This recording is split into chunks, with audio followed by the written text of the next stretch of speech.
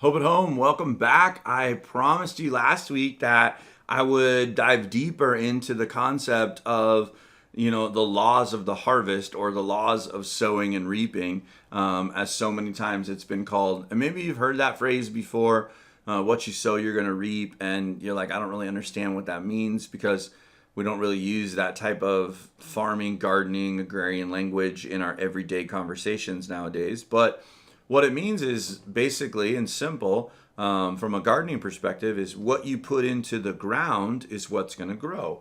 You can't have an expectation if you plant orange seeds to produce apples or apple seeds to produce oranges. You have to, plant the seed that you are expecting to grow the crop that you're going to be growing, right? You can't go into your yard and scatter grass seed and expect it to grow roses. Like, it just doesn't work that way, obviously. And so what you sow is what you will reap. If you sow plant, right? If you plant hatred, if you plant dissension, if you plant, anything negative in the soil of your life, so your family, your work, your community, that this is the soil of your life, right? This is the garden in which you are growing. And so if you're constantly spitting out seeds of bitterness everywhere you go, then what's going to grow around you? Bitterness, right? But if you're constantly planting seeds of kindness and goodness and love and self-control and faithfulness, right? All these things that produce the fruit of the Spirit, then what will grow around you will be the fruits of the Spirit: love, joy, peace, patience, kindness, goodness, gentleness, self-control. So the same is true with generosity. When you're planting seeds of generosity, then generosity goes. Now, when we talk about the laws of the harvest, you have to understand that these are irrefutable. This is not just biblical. This is science, there's nothing you can do about it. In Genesis chapter 8, verse 22, it says, "As long as the earth remains, there will be planting and harvest, cold and heat, summer and winter, day and night." It's like, this is the author of Genesis is saying, this is just always how it is. In other words, the ancient laws of harvest are always going to be there and always going to be a part of our lives, even if we're not farmers, right? We say it in the construction world. We used to say it like this a lot. People would say things like, "Hey, I've got this crack in my driveway," and we'd say, or in the stucco on my walls. And driveways and stucco are both made from concrete, right? And you'd say, well, there's two things in life that you can count on, right? Ice cream melts and concrete cracks. It just is what it is, right? This is another type of saying, right? Like, there's two things in life that you have to do, like pay your taxes and die, and like those sorts of jokes. But you don't have to pay your taxes. Right? I mean, you probably should, but this idea. But the laws of harvest, when we say irrefutable, even more than that, we mean that there's no getting around them. What you put out into the soil of your life is what's going to grow. Now, there's factors involved in what grows, and we'll talk about those a little bit. But the first law of harvest is simply that. What you reap is because of what you sowed. Like, what you pull out of the ground, what you harvest, is based specifically, and you can't separate it from what you actually planted. In Galatians chapter 6, verse 7, it says, "A man reaps what he sows." In other words, like, look at it in the NLT, it says, "You'll always harvest what you plant." Now, this applies to every aspect of your life. So let me ask you, what sort of seeds are you planting in the soil of your life? What are you sowing into your children, your spouse, your coworkers, your community? What is it that you're planting? Because the truth of the matter is that's what's going to come. So, think about it for a second. Are you planting a lack of engagement? Are you planting rude statements, foul language? Are you planting an example of spending more than you can afford?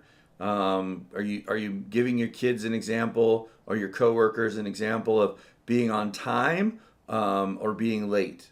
Because again, what you plant is what you will harvest. And, this is all over Scripture. If you keep reading in Galatians, let's read the fact. I read to you Galatians 6 and 7. It says, "Do not be deceived. God cannot be mocked. A man reaps what he sows. The one who sows to please his sinful nature, from that nature will reap destruction. But the one who sows to please the Spirit, from the Spirit will reap eternal life. Let's not become weary or tired in doing good, for in the proper time we'll reap a harvest if we don't give up." So let's not get tired of being generous with our time, talent, treasure, and testimony.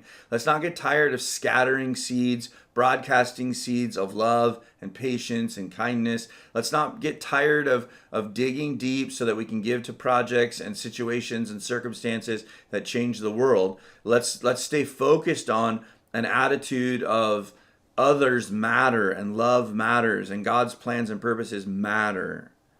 Proverbs 18:24 talks about it like this. It says, "A man who wants to have friends must he himself be friendly." So if you want to have a garden or a life, right? That's what we're talking about, this analogy of your life being the garden. If you want to have a life full of friends, then you have to sow seeds of friendship. Matthew 5:7 says, "God blesses those who are merciful, for they will be shown mercy." So if you want to have a life full of people around you that show you kindness and grace and mercy, then you must plant seeds of kindness, grace, and mercy. In Matthew chapter 5, verse 14 and 15, it says, "You are the light of the world, like a city on a hilltop. It cannot be hidden. No one lights up a lamp and then puts it under a basket. Instead, the lamp is placed on a stand where that light is given to everyone in the house." And so if you want a light that is a life that is full of brightness and joy and excellence and cheer, then you have to sow seeds of brightness and joy and excellence and cheer.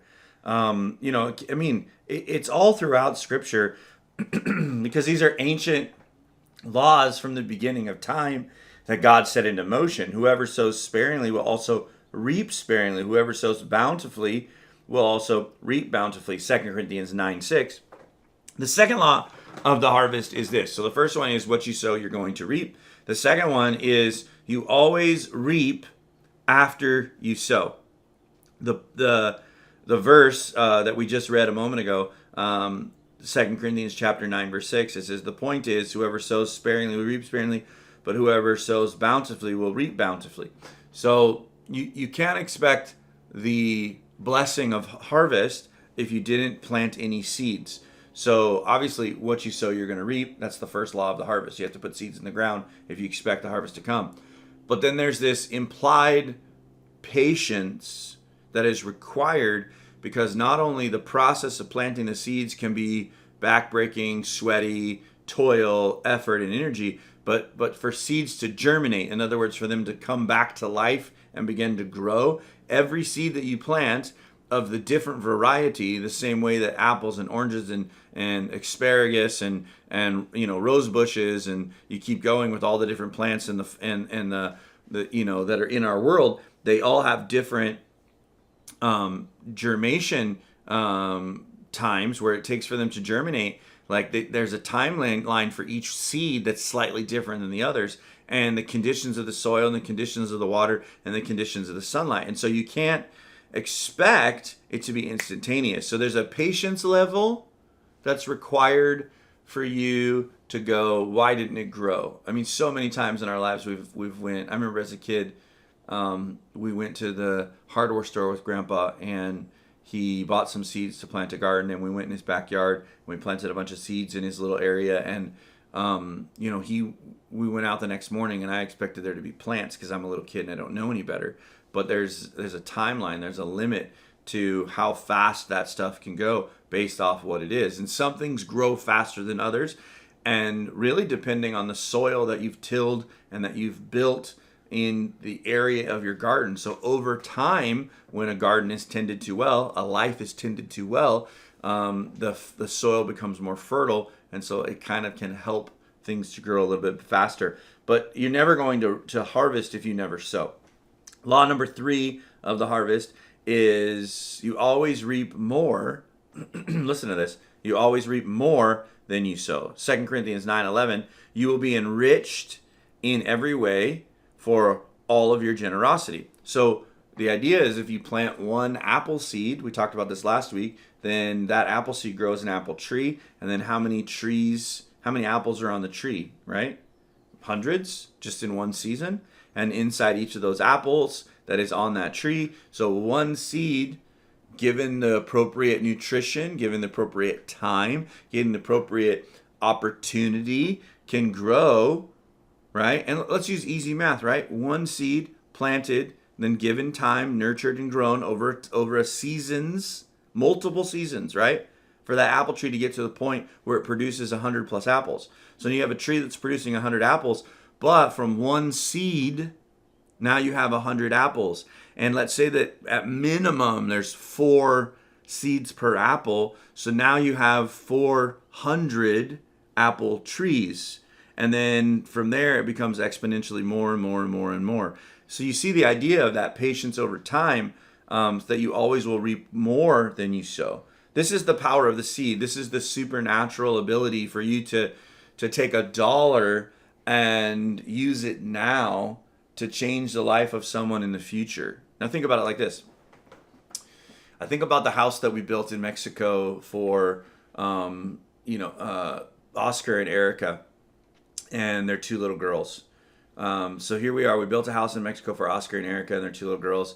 And the house probably all in total to build the house was probably less than $3,000 worth of materials.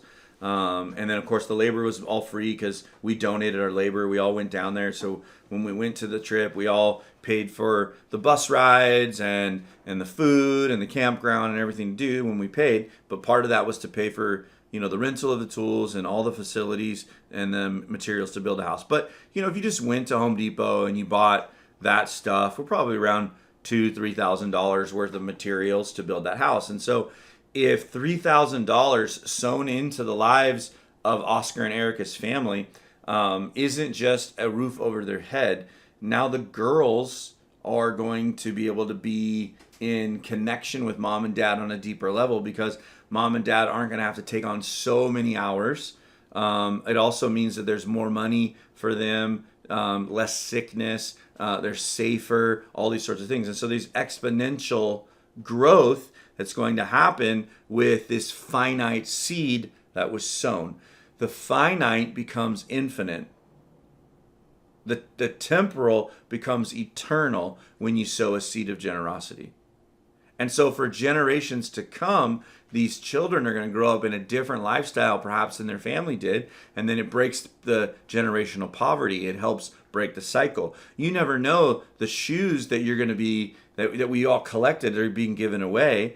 And in the coming weeks, people are going to be getting these shoes, whether it's from the East County Transitional Living Center or the shoes that are going to go up to the church plant in LA, the Heart Church. And some of them are going to go to men and women who are trying to get jobs, and some of them go to kids who are trying to get an education. But you don't know what that seed sown of generosity is going to do in the long term. And we don't even always get to see what the orchard of blessing looks like from the single seed planted. So that patience that you'll reap after you sow, but the more you sow, right, the more you reap. And really, it's honestly, that's the 4th law. It's based on how much you're willing to sow. If that one apple seed conservatively over the course of a few seasons can produce, one tree with 100 apples, which means 400 seeds, and then you just keep going, right? Generation after generation after generation. So what if you planted more than just one seed? How much can you afford to plant? Or better question, how much can you not afford to be planting? Like, what does the future of your family look like? Are you sowing seeds of church attendance? Are you sowing seeds of prayer? Are you sowing seeds of kindness and generosity? Are you teaching them to put God first? Are you teaching them to be generous, not consumeristic? Are you teaching them all of these things by sowing seeds into their lives? It says, remember, this is verse 6, remember, a farmer who plants only a few seeds will get a small crop, but the one who plants generously will get a generous crop. Give, Luke chapter 6, verse 38 says, give and you will receive. Your gift will return to you in full, pressed down, shaken together, making room for more, running over and poured into your lap. The amount that you give will determine the amount that you give back.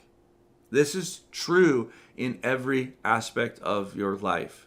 Now, some of you are like, well, I have a scenario where it's not true. Again, when you plant the seed in fertile soil and you give it the nutrients it needs to grow, the seed will produce exponentially more than it had. The potential of that seed is significantly more than if it was just sitting on the shelf.